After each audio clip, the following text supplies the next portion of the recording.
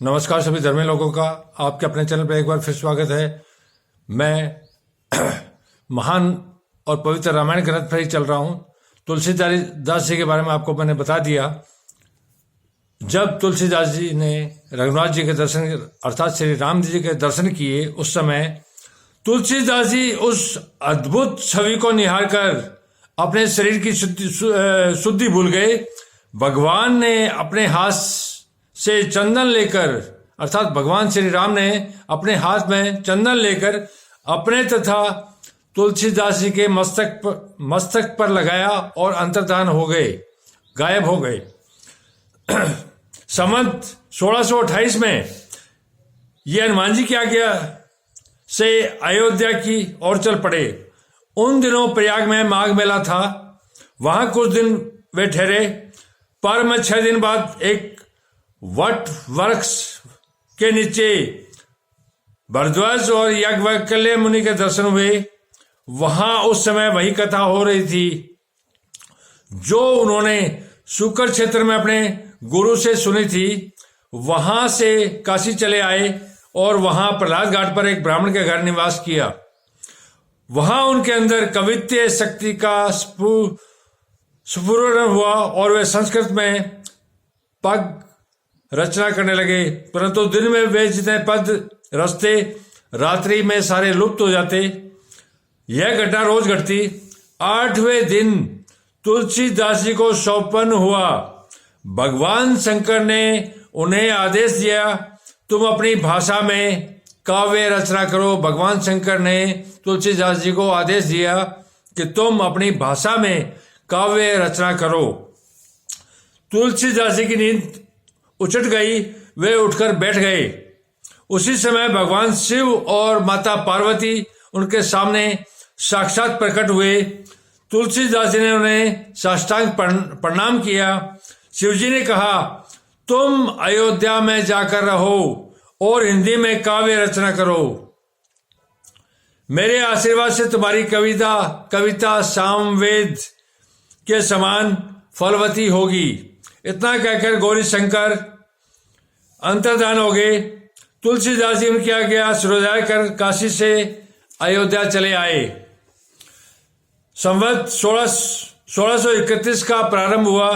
उस साल रामनवमी के दिन प्राय वैसा ही योग था जैसा त्रेता युग में राम जन्म के दिन था।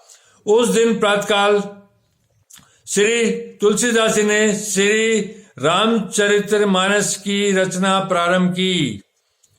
यह रामचरितमानस की रचना जो है रामनवमी के दिन हुई थी। 2 वर्ष 7 महीने 26 दिन में ग्रंथ की समाप्ति हुई।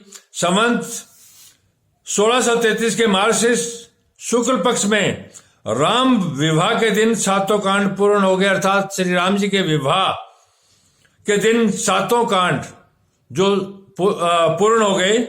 इसके बाद भगवान की आज्ञा से तुलसीदास जी काशी चले आए।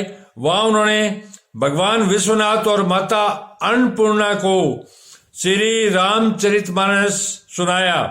रात को पुस्तक श्री विश्वनाथ जी के मंदिर में रख दी गई। सवेरे जब पट खोला गया तो उस पर लिखा हुआ पाया, सत्यम शिवम सुंदरम, और नीचे भगवान शंकर की सही थी। उस समय उपस्थित जितने भी लोग वहां उपस्थित थे, उस समय लोगों ने सत्यम शिवम सुंदरम की आवाज भी कानों से सुनी।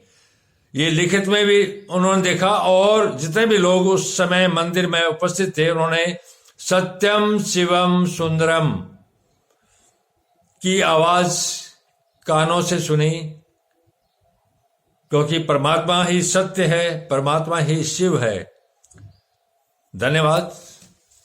कल से हम पवित्र ग्रंथ रामचरितमानस की शुरुआत कर रहे हैं। इससे पहले मैंने आपको तुलसीदास जी और उससे पहले वाल्मीकि के बारे में मैंने आपको बता दिया।